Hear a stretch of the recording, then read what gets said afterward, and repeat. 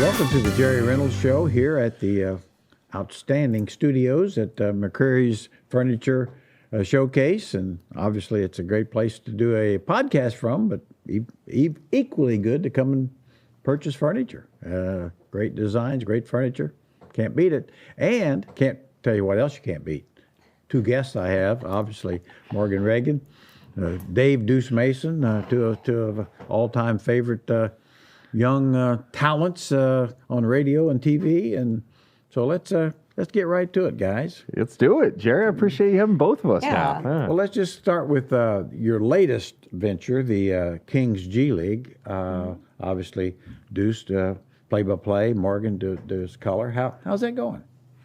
I love it. Number one, as we talked about, like I just love play-by-play, and I love the sport. And the guy I look up to most, probably, I mean, of course, G-Man. I love the guy. I look up to him and I work with him every game. But on a national level is Kevin Harlan, because, and I've told him this, he makes a meaningless Orlando-Charlotte game in January feel like it's a big game. And it's not. He's not exaggerating. It's the love of the game. So if there's a great play, you're going to feel that it's a great play, and I think that's a really fun thing. And he does a good job setting up his color analyst, something I probably should do better. Yeah, I mean, Deuce will get better at that, sharing the ball a little bit here and there, but it's true, like, we love it, and it's so cool that we do get to do this together. And I look up to Doris Burke, who just educates and knows the game, and the way that she speaks, like, people want to listen, people want to learn. So it's great having this energy from Deuce, and then having the basketball mind, me, spit all the knowledge. Well, I do think, I'm a huge fan of Doris Burke and got to know her quite well in the WNBA, first of all, and then, of course, she's just so good, whether it's do sidelines, she's great, and it all goes back to just the knowledge. I mean, she really gets it. She really understands. She, listens, and it's a perfect mentor, I think. And boy, Kevin Harlan, he is so good. And just a great guy. I probably... He'd be one of my favorites. I think Mike Breen might be. Yes. I love him too. Because he blends so easily. For him to work with Van Gundy and Mark Jackson, I mean, that takes a real skill right there. It's impressive because of that dynamic. He's got some big personalities. You got Van Gundy, who goes on his rants, and Mark Jackson, who can be kind of bitter at times, but they go back and forth. He pulls it all together. Yes. And then works with Walt Frazier on the Nick broadcast, which I really like Walt Frazier. I mean, he's a little dingy, but who am I to call somebody dingy? But he just enjoys the game, and he's got his own flair. And of course, so many fans know Walt Frazier as a broadcast. They don't remember him as a player, as an absolute great, all-time great player. And of course, he's of my vintage almost. And so those are some things, but as you've gotten into it, I mean, I think, of course, you guys have natural chemistry, but it's a different role, and so that I'm sure that still has to be a work in progress to some degree. It is, and the big thing, like, it's just like anything, you just want to keep getting better. Like, we're better now than we were last year, and that's each game, and we're the type, we go back and listen to games, because sometimes you leave going, I didn't really feel that one tonight, and then you go back and listen and go, it wasn't too bad, or you feel like it was great, and then you go back and you're like, what'd I do there? Yeah. And it's just accepting that you're going to make mistakes sometimes too, and what for me personally, what I've tried to do better this year is last year I was over-calling it, almost like it was on radio. And no, this is being shown on TV or it's streamed. Like, people can see it. You don't have to call every single thing. You don't. Yeah, it's on TV. You don't have to say, boy, there's Joe Fadoozle dribbling down with his right hand down. It's like, they got eyes. Yeah. Right. No, it was pass go here, he cuts here, pass go here. And I was like, can I talk? So now I'm making sure to take like a back seat a little bit and just like, hey, don't call as much. Now there's sequences where you want to call a lot, like when it's back and forth late in the game. But other than that, it is the storytelling of the game, setting her up. You're saying, wow, there's, the Stock Kings have hit 11 3-pointers in this quarter. South Bay's hit 10. Like, what is happening, Morgan? And then she... And you know what's so cool about it too, though? Because of our chemistry, we can talk to each other about this after games and be like, hey, I felt like you did this, or I felt just constructive criticism. And sometimes it will be frustrating too to hear it, especially when one of us feel like we had a good game. There's other times too where both of us do this, but if he flops a word, he gets frustrated and you see him like hit his pen or something and then it ruins my energy or my thought process. And I'm like, I need you on track, bro. Like, let's do this at commercial break. We'll both we'll get back on the same page. And that's hard if you're dealing with someone with either too big of an ego to take that criticism or just someone who doesn't care about the love of calling a game like you do. So we share that equal love for the game of basketball and for calling a game, that it makes it special and it worked. And I think the other day was probably the toughest thing that we were thrown was, it was Sunday. Yeah. Stockton was playing at 2:00 in the afternoon, and the Kobe Bryant news came at 11:45. Yeah. We had a game to do, and you're seeing the details filter out, and you're seeing this, and you're going, this doesn't seem like it really matters today. Yeah, this game, No, it has to. Yeah, we're as a professional, it's just like, how do you shift? So it was like a good experience for us to try to figure out how to maneuver and to call a game, but we also need to talk about this is a big time story. So it was a weird day. And it was about talking, it was like honoring Kobe rather than talking about his credentials, because it would have been weird being like, oh man, Kobe did this, and this. 18-time All-Star. It's like, no, he just, we needed to, as a human. He is a father, Gigi. And so that was definitely a tough experience to go through. Yeah, well, no question. I think, I watched that game, really kind of for a lot of reasons, because of what you guys and the team, but really it's kind of to get away from the Kobe tragedy. And I mean, not just Kobe, of course. We have a tendency to think like that too much. It's just not fair to other families, but still it's the way it is. But, I would say too, just watching it too, you can see the chemistry's there, and it'll get better.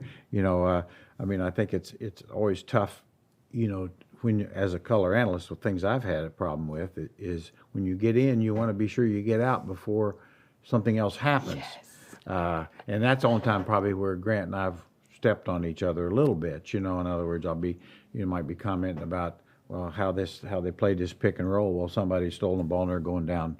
Well, get out. There's a play, and that's what's going on the court, and that's what fans are watching. That's true. And, so I've even got better with that because she's done that where there's a crazy dunk. I'm like, oh God, I would have loved to call that. But then I realized, well, the fans still saw the crazy dunk. Yeah. Now, if it happens all the time, then that's a thing. But to your point, I'm with you. It's, of course, it's finding a balance, right? You guys don't have the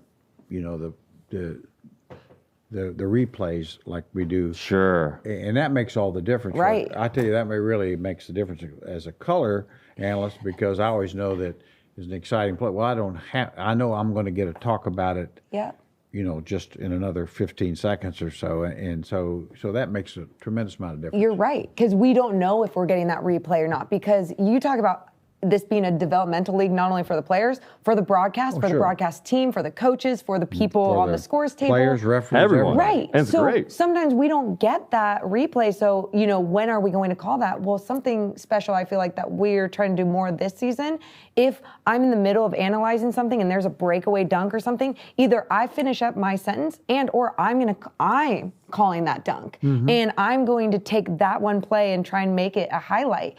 And it's really, you got to pick or choose, because I want Deuce to have those bigger moments, because he's so much better at calling those bigger moments where I'm just good at it right now, And so I would like to get better at those big moments, but he makes those big dunks special. Well, I do think that, I personally think that's the play-by-play role. Yep, it is. Like I say, it goes back to the starting role player, however you want to put it. Yeah, basically that's, where it needs to be. A Kevin Harlan is a Kevin Harlan. Yeah.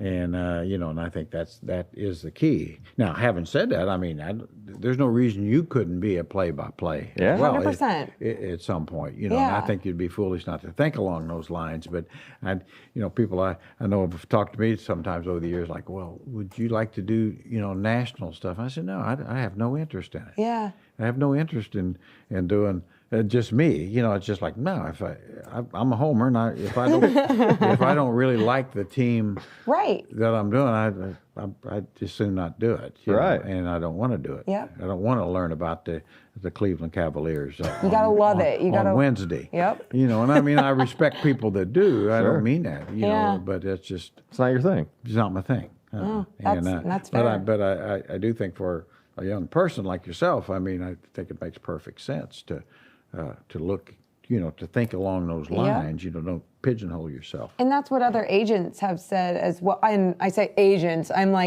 I'm discovering more and more, how to build these relationships with people and get these other gigs. And some people think you need an agent or whatever it may be. But when I have talked to agents, I just want to educate myself. And they're like, do everything. Can you do play-by-play? Can you host a show? Deuce always hosts our podcast that we have. And we've talked about it. He's like, I want you to host the show. And I'm like, okay. And I can do it. It's our podcast. I'm comfortable, but you just got to do it. Yeah, it's probably not a bad suggestion why not? I mean, trade it's just off a little bit. Yeah. Yeah, it's not a big deal to me. that. I think with talk shows too, it's different than play-by-play, obviously. Sure. And I always bring up Ernie Johnson in this because Ernie Johnson's the point guard. And I think when you listen to a good talk show and there's multiple people, it's like Whitey Gleason, same thing. Yeah, Whitey, great. is so talented. Ernie Johnson's so talented, but the stars, Chuck, Shaq, Yeah, he Kenny, lets them be stars. but without Ernie, Yeah. it it's wouldn't. chaos. Oh, And he does such a good job, but they don't think him as a star. And he accepts it. He doesn't care about that. He just wants to do a fun show. And they that's got how a I great- look at and it. They got a great show. And I Yep. mean, as we all know, with Chuck, bless his heart, it would be his show all the time, and go from one uninformed statement to another. But it's still And great. I love the guy. I mean, Yeah. I think he really is. He's so honest. It's basically he's one of those guys that doesn't believe in having unspoken thoughts. Sure. And which you can. Yeah. But that's what makes that show But great, that's what right? makes it great. It works. No, and I mean, and Shaq is more reserved. And of course, Kenny actually watches the games. He knows the players. Yes. and knows players and has a feeling of what's Yes. actually went on the court. And so it all does. It works. Kind It of works. Yeah. But it does all start though with that leader, that point guard, that person in that role, the floor manager, however you want to put it. And so, those guys are never going to need to be like, I'm going to have to host a show one day. Like I'm talking about Shaq, Chuck, and Kenny, where like I wasn't a former player. I am a female in the sports world.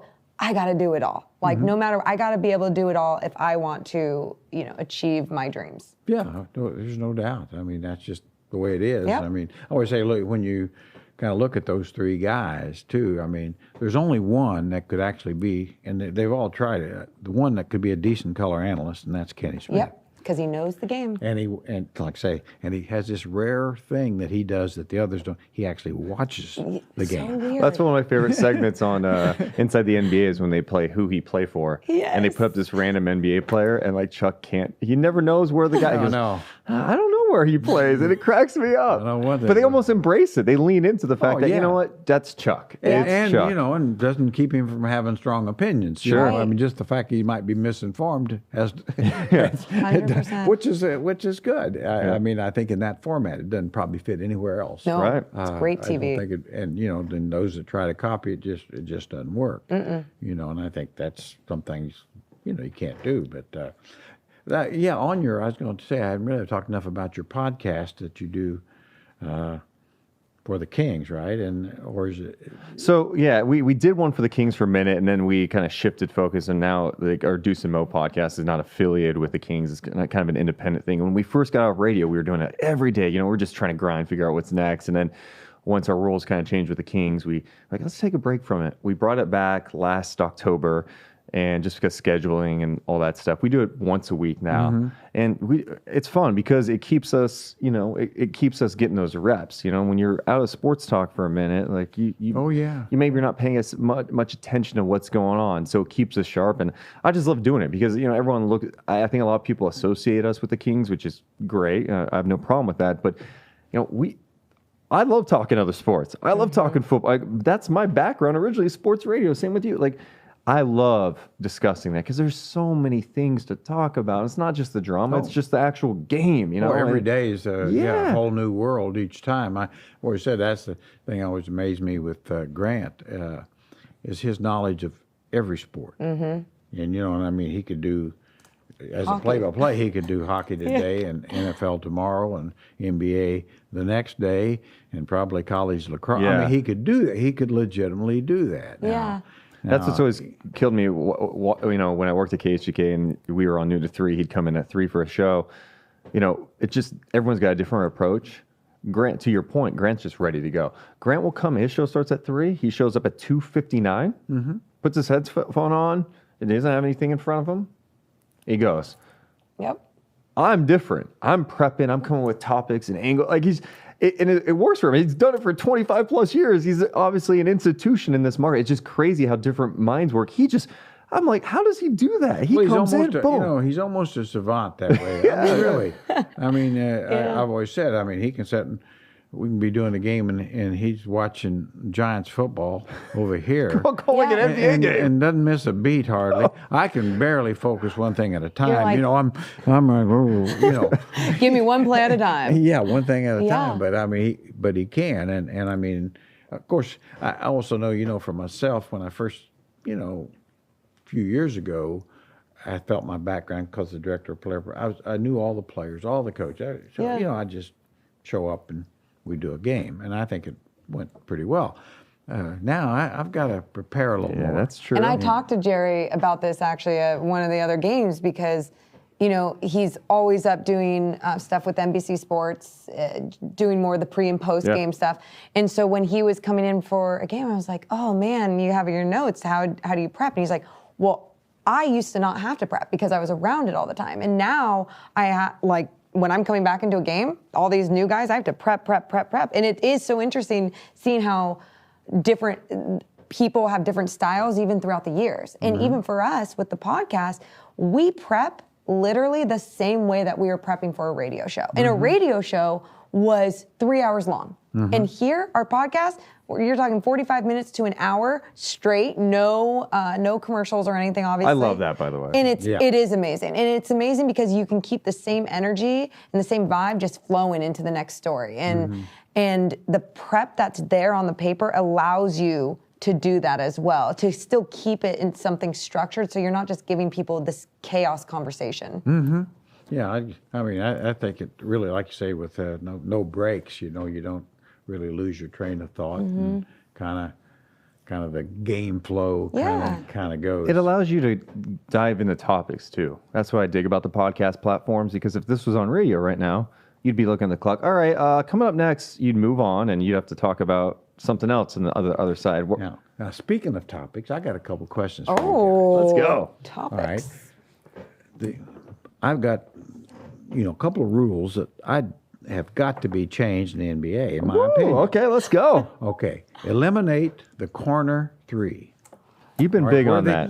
I've been big on that for years. I know Bubba Burridge that works for the Phoenix Suns used to work for us. He's brought it up to the rules and competition. I mean, he calls it the Reynolds rule. I said, that's fine. Of course, it didn't pass. But I said, I really believe it's time because, it's a cheap shot comparatively. And when teams are shooting 40 threes a game, to shoot 25 still gives you the thrill of the three-point shot, and it has more meaning.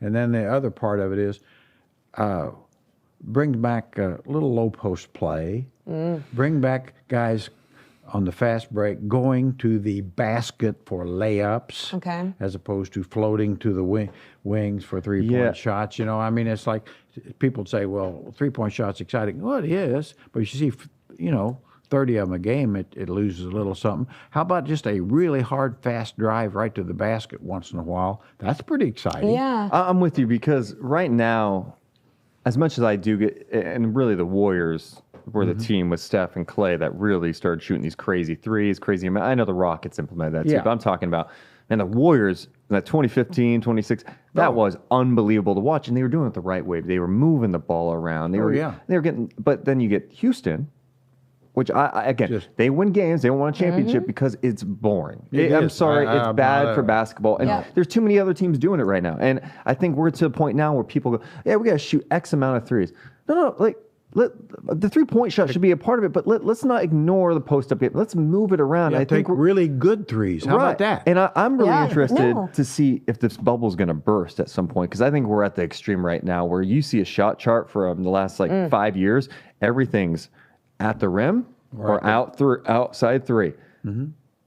I just think there needs to be balance. Well, it's funny because you say the corner three. I still like the corner three, personally. I do, because find a way to stop this easy shot then. And something that we are seeing, though, is zone defenses, which are more zones this year than I've seen in a long time. So bizarre. It seems very bizarre to be doing that, but at the same time, we are seeing so many of them that I'm excited to see where it may go, right? But now you talk about low post game and people cutting in their lane, or just running their lanes correctly. You are so right, Jerry, because the low post game is such a beautiful form of basketball when you have a big man with just that footwork and they're executing down there. It makes sense. It's a high percentage shot. It's in the paint. It's fun to watch. It's fun to watch two men just go at it. Well, and it doesn't even have to be big man. I mean, but post play. Right. I mean, you're looking for an advantage down there. And you can get threes off that. Sure. But now my one, though, you guys, that a lot of people don't agree with me, is the mid-range game. And Kobe Bryant was someone who had that mid-range game and that jump shot.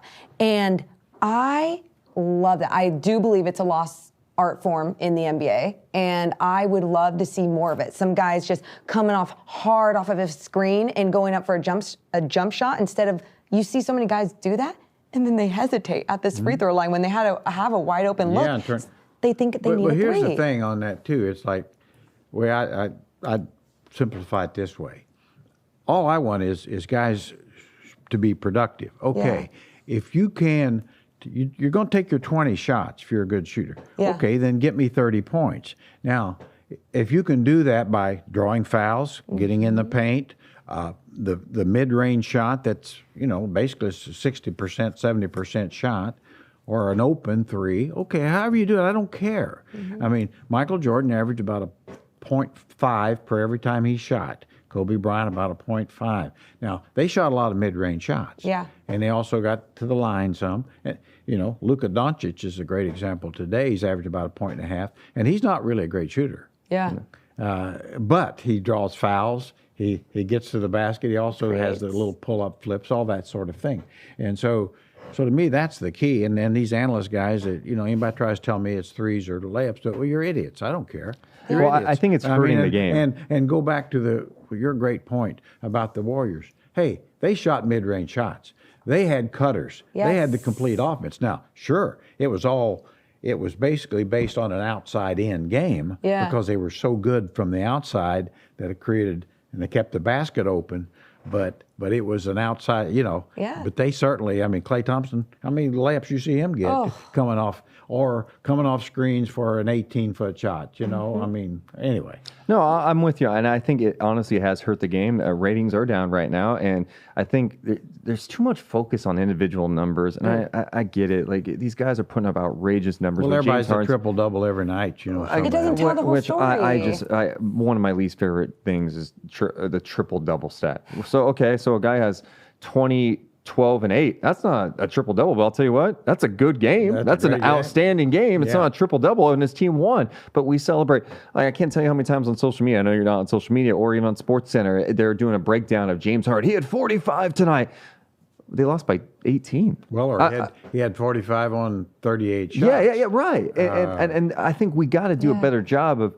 there's so many things with basketball, and I'm passionate about this, is we got to teach these kids at a young age how to play the right way, because I think there are too many times where we throw these kids in the AAU program, they're playing the best players, and they're just running. Well, it's we got too much 1- and 2-man basketball, Yes. and I, like I say, going back to the latest example of great basketball, the Warriors, it was they played five-man game. Yep. Everybody was involved in the offense, and to me now certainly, Curry and Clay, they were special, or Durant, but for the most part, and occasionally, I mean, you're going to have 2-man game, but for the most part, it was a 5-man game, a thing of beauty, and that's the key, and that's what's being lost in the game today, and that's, in my mind, that's why part of the loss of interest. Guess who's doing that and they're winning?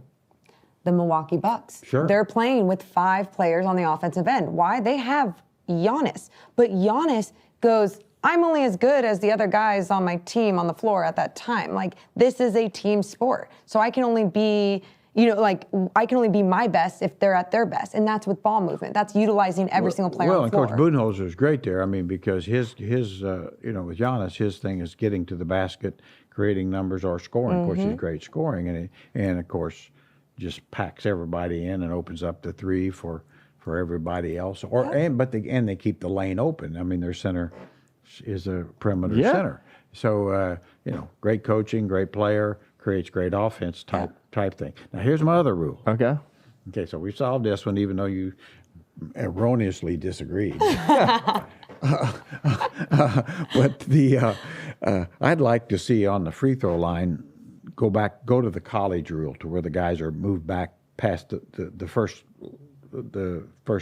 guys, instead of being right near the basket, they move back a full above the block, basically. Above the block. Yeah. And for this reason, in my mind, is if you miss free throws, you really shouldn't get it back. You don't deserve it. I love Your idea that, is Jerry. to make the damn thing. Yep. And then we eliminate in the NBA, as you guys know. I mean, it's wrestling. If it's missed, you're seeing 4 guys walling around there like they're on WWE, and nobody calls anything. They don't know what, because everybody's fouling. Right. And somebody comes up with the ball, and I just think it cleans up the game. That's an interesting one. Well, and we see so many free throws now. It's free throws or threes, and I think that hurts. I don't know what you think about this, Jerry, but the G League's rule of free throw shooting this year that they're testing out is, if you get fouled on a shooting foul and it's a field goal attempt, 2 points, you go to the line, you shoot 1 free throw for 2 points. Yeah.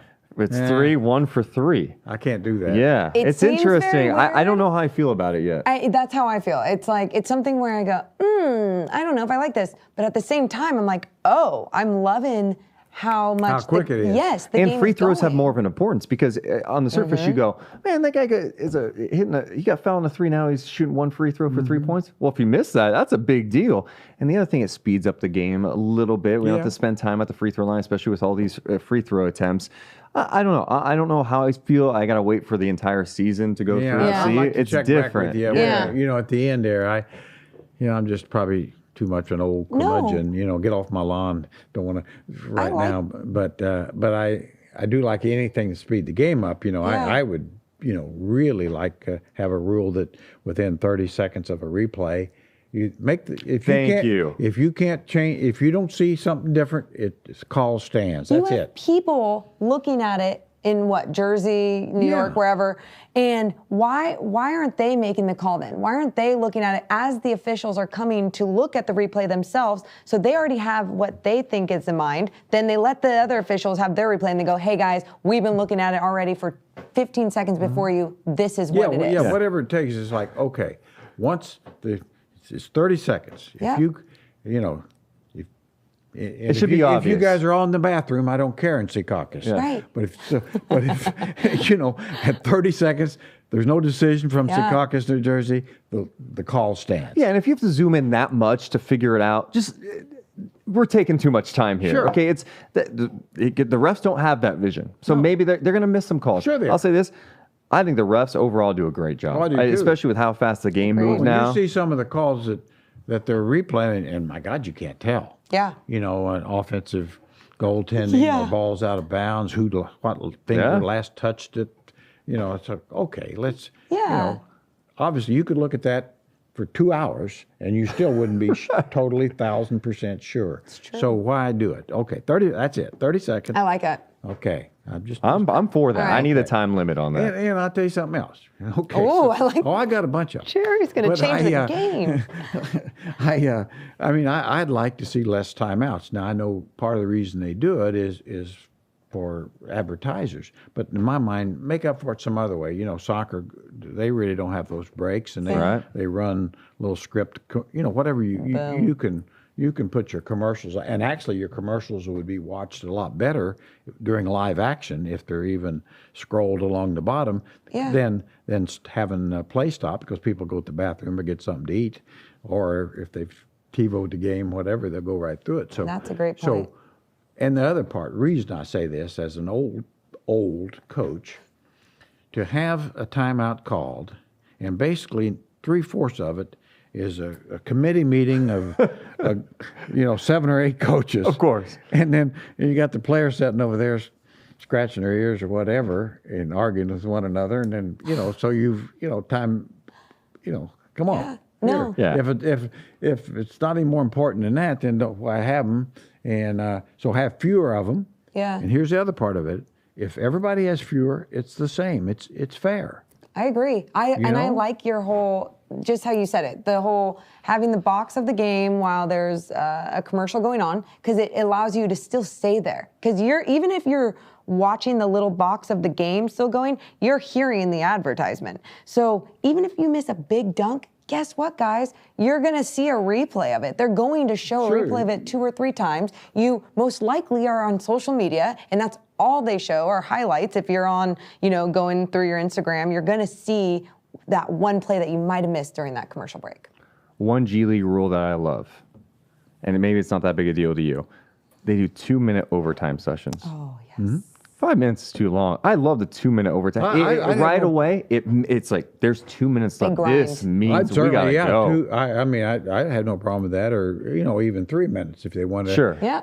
But less. I agree with that. I mean, that's not sacred territory by any stretch. Right. You Like the other night, Minnesota and Sacramento. I really don't want to see 5 more minutes of that game, to be honest. It wasn't the prettiest game. So give me the 2 minutes. It increases that.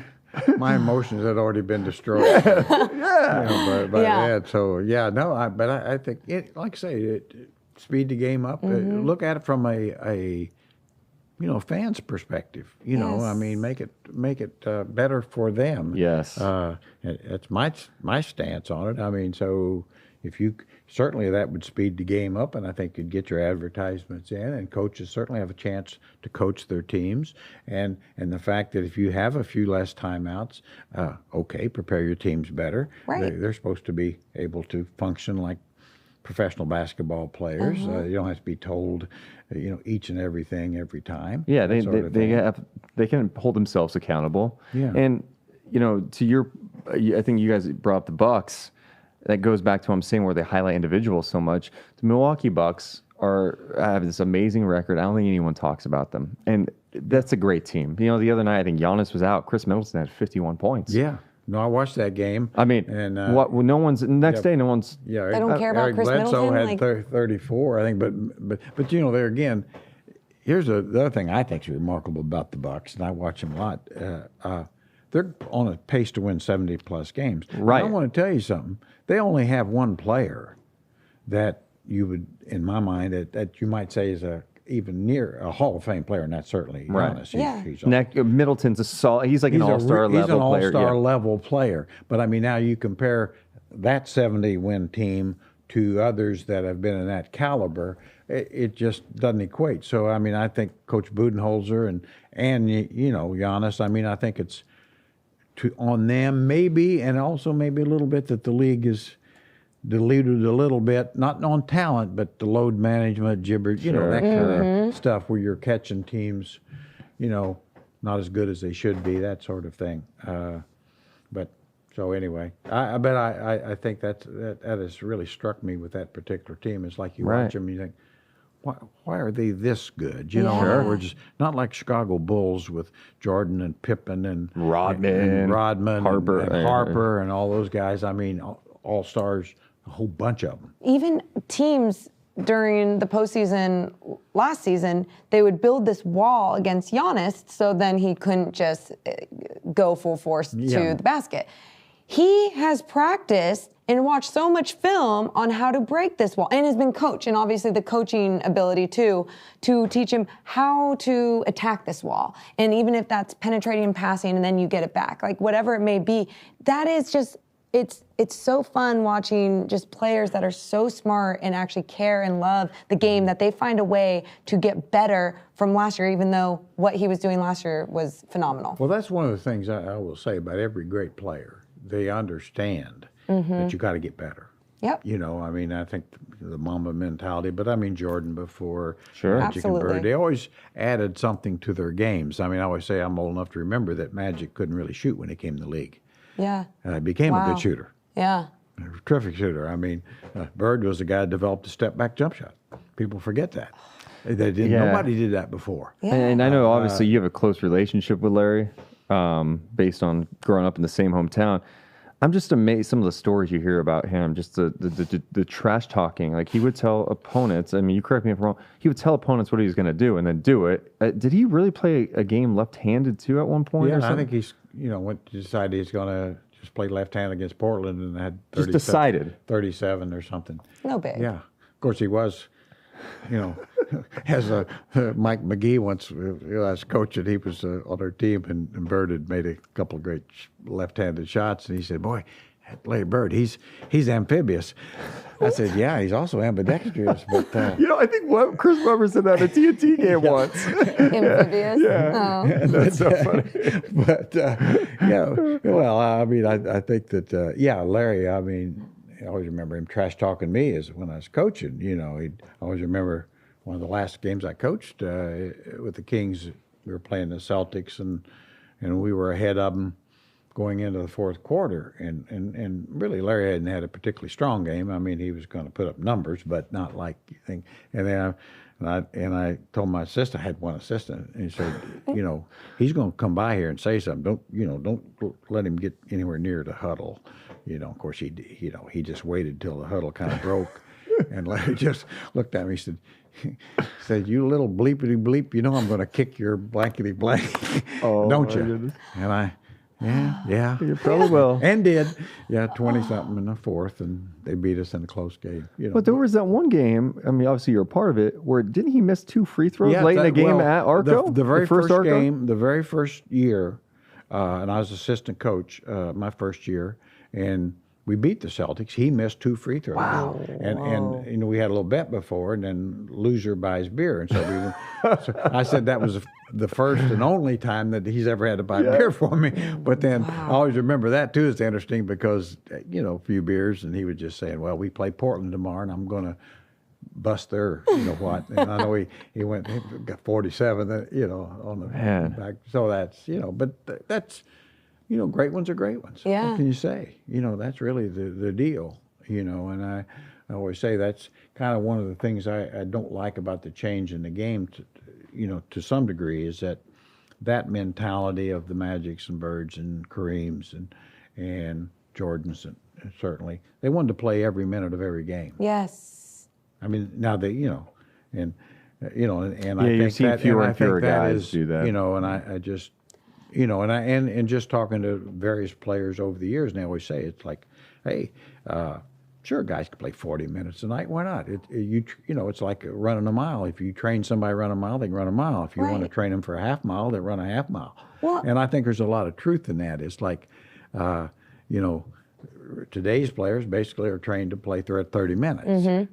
It's true. And I think we have so much more knowledge, though, on like how to take care of our bodies too, and these guys are, it's a faster game and all these other things. But at the same time, it's what you're kind of pointing out is the love of the game, that there's nowhere else that you want to be except on that floor playing. Yeah. And you're so right that I think in this culture too of growing up, not only are we sitting guys because, we want time management and all these other things, but that want and love is just not there with everyone, like at the majority. Where people like Giannis, it's there.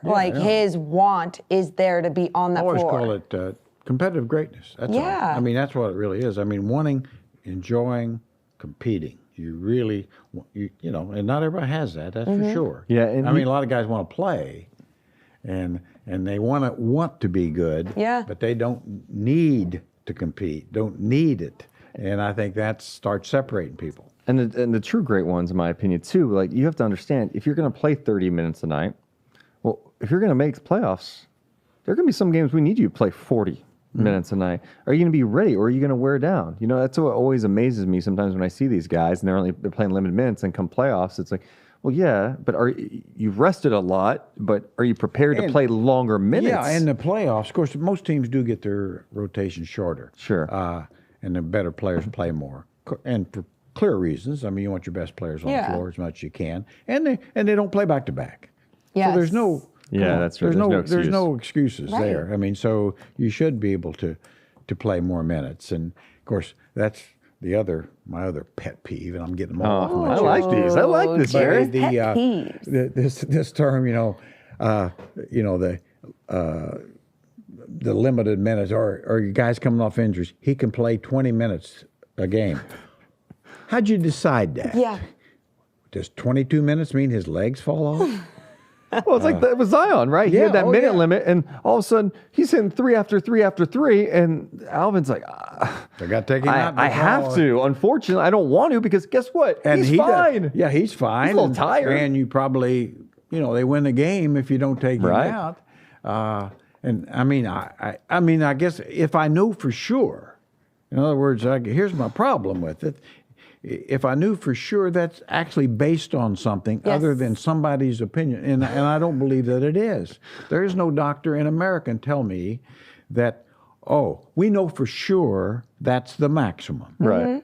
I'd almost appreciate it more if they're like, hey, keep it between 20 and 30. Yeah. Like, we don't know, but I think that... Or how about you're a professional coach, and he's a professional basketball player and an adult. Can he tell you if he feels like maybe he needs to come out of the game? Right.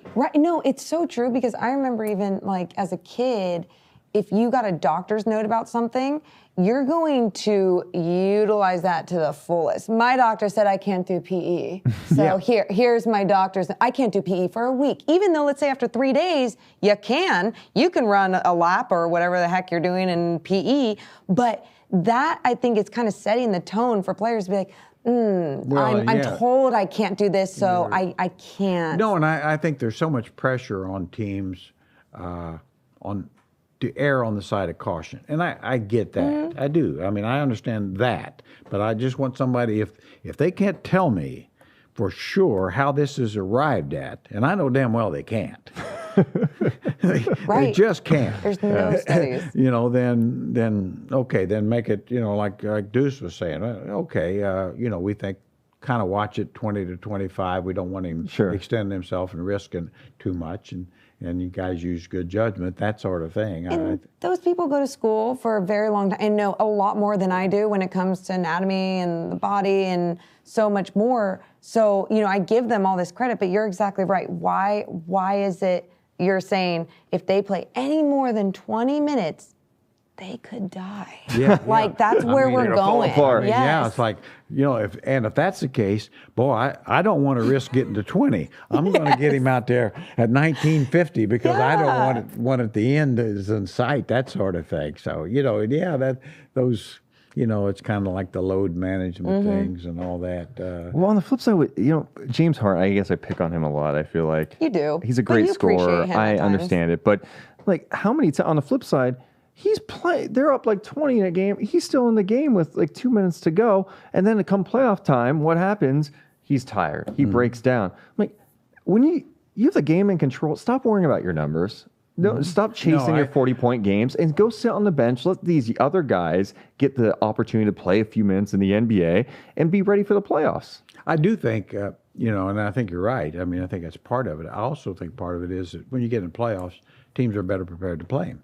Yeah. No, it's true. I mean, and really, and so they can make the game harder on him. And I think that's it too. I mean, as great as he is, he's still kind of one-dimensional, and the team is. Exactly. And he has I no think trust when in the you're- other guys. Yeah, when you're playing them, when you're playing the Rockets, here on Monday, and you don't play them again for 3 or 4 months, and they have a unique style. Yeah. But if you're playing them Monday, Wednesday, Friday, I think it makes it easier to deal with him, to be honest with you. And I think that's been one of their problems, you know, as opposed to the Warriors, which, like we've said, we're a 5-man offensive team. And yeah, you can't really just focus on Curry or Durant or Clay. I mean, you can't do it. You have 5 guys. Yeah.